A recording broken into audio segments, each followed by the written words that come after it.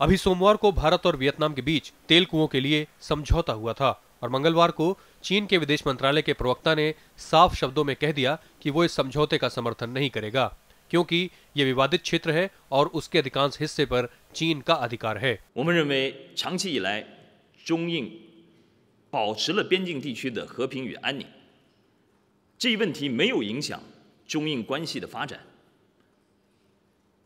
所以我们希望两国要继续努力，继续保持 चीन के इस बयान को दोनों देशों के बीच चल रहे तू डाल डाल मैं पात पात की प्रतियोगिता का परिणाम माना जा रहा है।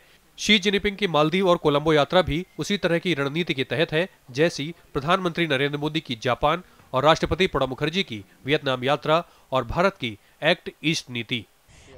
Views. So many Chinese do think that India might be following a path where they are trying to encircle China. For example, the relationship with Japan is viewed with suspicion. Relationship with Vietnam is viewed with suspicion.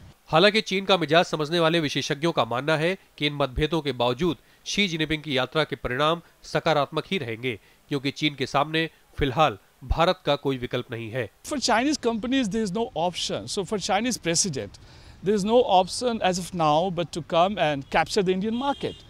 So there is a competition between Japan, between China, between US, between Europe, and who gets the biggest chunk of Indian market. इसी आशा को लेकर प्रधानमंत्री Narendra Modi Xi Jinping की अगवानी की तैयारियों का जायजा लेने अहमदाबाद पहुंच गए हैं। चीन का इतिहास रहा है कि वो व्यापार और रणनीतिक मामलों को एक दूसरे से अलग रखता है। भारत भी अब उसी तरीके से चीन को जवाब देने की कोशिश में है। भारत के लिए चीन एक राजनीतिक चुनौती भी है और एक आर्थिक अवसर भी।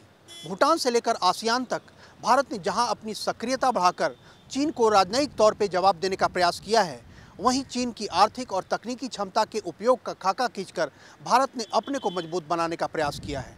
अब देखना यह है कि टकराव और सहयोग का रास्ता दोनों देशों को कहां ले जाता है। कैमरा पर्सन सिद्धार्थ के साथ राज्यसभा टेलीविजन के लिए दिल्ली से अखिलेश सुमन।